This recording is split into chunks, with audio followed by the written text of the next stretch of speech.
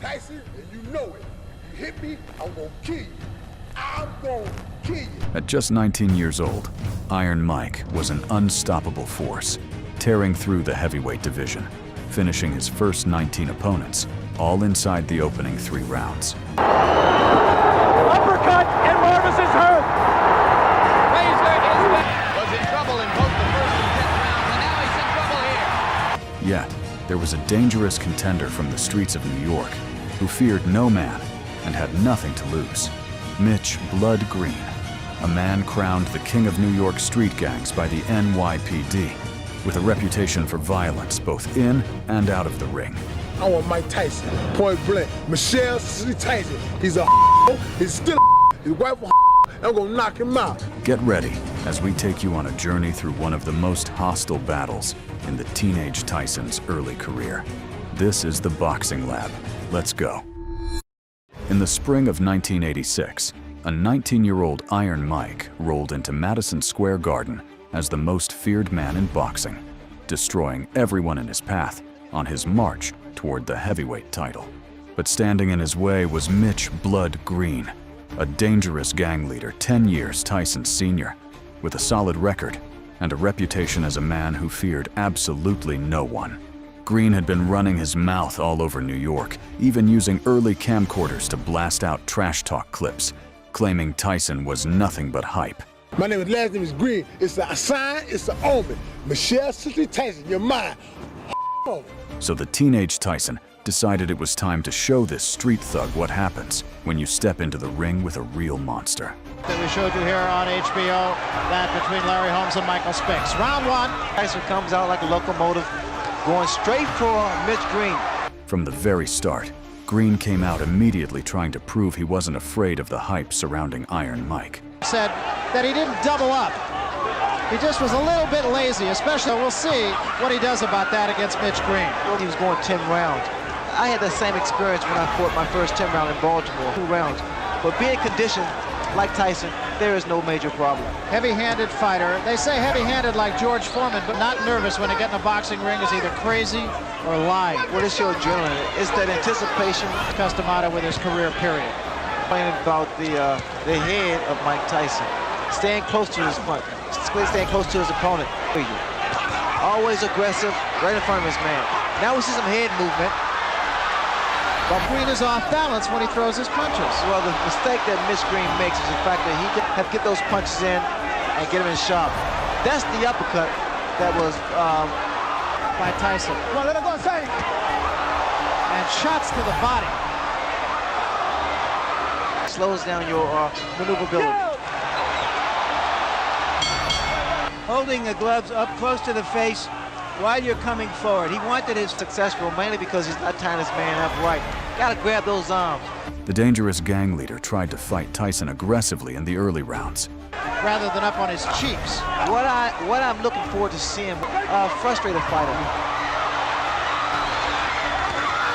Good left hand by Tyson in, but as far as how solid those punches are, there's no comparison. Now Green holding and hitting. From Mitch Green from holding behind the head. See it again, Ray, it just strikes me. Hook of Mike Tyson land every time Mitch Green moves backwards. So he's able to throw quicker shots. There's the left hook I was talking about. Well, he stays right in his opponent's chest because what happens by him being so close, it compensates. To Green's credit, he hasn't taken a backward step. Whether that's wise or not remains to be seen. This is not the type of fight that Mitch Green want to have. And he did draw a warning from Luis Rivera, the referee, about holding. Green's in trouble. Those shots to the body is leverage, the body shots. Watch for the left hook. There it is again, Barry. More powerful and more effective. The uppercut's working beautiful for Mike Tyson also. So Iron Mike decided to punish Green slowly, like a cat toying with its prey. Mike Tyson's fight, trying to fight him inside, trying to exchange punch for punch. Exactly what Green's corner. Green has been bleeding from inside the mouth that Tyson had against Tillis, and what a shot! The problem he's making, he cannot. Between rounds, as we mentioned, he can't help it. He's breathing through his mouth. Barry wants to left. He works his way in. That was a right hook. You have to think, Ray, that maybe the Tillis fight woke him up. There's no need for him to slow down. the momentum.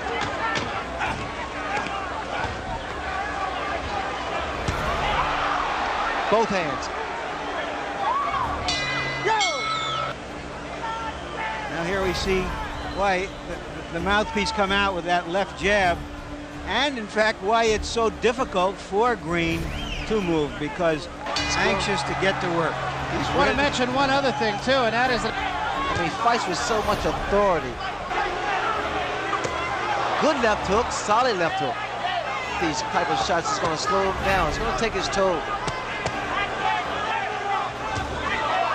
left hand, top of the head. And the left hook of Mike Tyson is very, very effective. That was another big shot. His best weapon was, and he said, my elusiveness.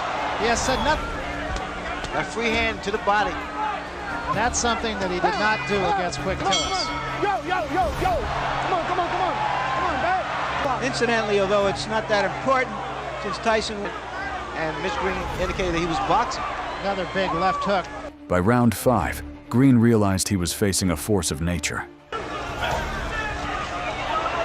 going 10 rounds. In fact, we talked to him about that. He's talking, Tyson's talking to Mitch now. Slip punches. Big right hand. Big, and that wobble, Mitch Green, for a second, is to at least clear your head or either to throw off his taunts. Can be learned in talking to some of the people he fought. Look at here. Just laughing at him.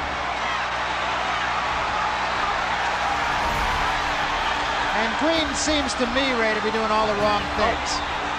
That's very good body movement, making a fist when he throws his punches. Good left hook. Good, beautiful uppercut. slapping some clothes on a rock. Just tired. I don't see that. I doubt that very seriously. Then, Green started turning the fight into a cuddle party, holding and clinching every chance he got, desperately trying to survive. He's conditioned, Barry. You notice that when he goes to the box, I like the fact that Tyson used what he has. I mean, he has power, huge net. At full speed.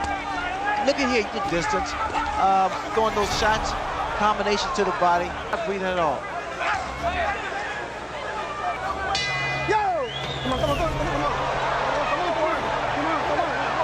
Posted.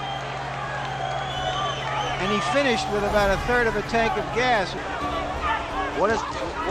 There again, Mitch Green is throwing his punches, not doing any damage.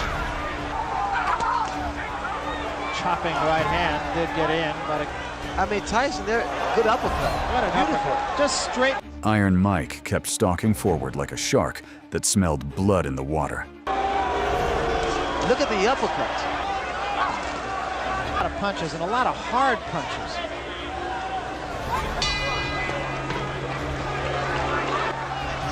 But his opponent isn't That was a good for Tyson. And now we see Mitch Green. He landed with a good uppercut there. Green just trying to tie Tyson up, and a couple of good shots by Mitch Green. His best rally of the fight right here. Look here. No. He's caught Tyson 4 or 5 times, and Tyson for the first time. His hands. Good body shot by Mitch Green. Now we're seeing a different Mitch Green. There was his right hand. Properly. He's holding behind the head, which he allowed. Tyson said one time, he said, I understand anatomy. Here again. Oh, what a left hand. See the body shots. indicates that his management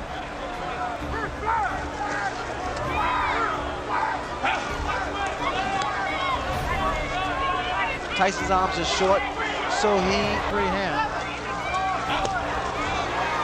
That uppercut was short. That seems to be something that runs through all of Mike Tyson's opponents. That well, the way he's geared up now, he wants to go out in style. He has some grievances with Don King.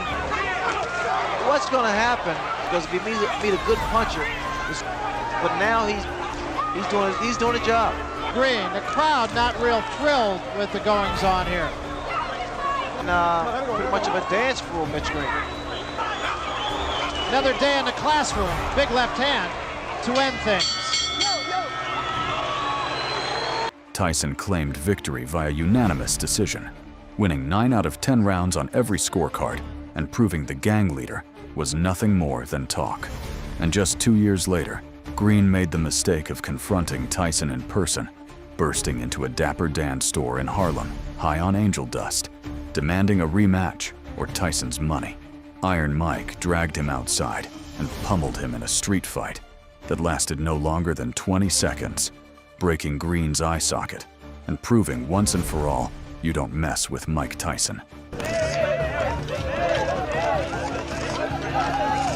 That's how a teenage kid shut down the king of New York street gangs, proving that street credentials mean nothing against a real monster. Drop a like and show Iron Mike some love in the comments. Thanks for watching.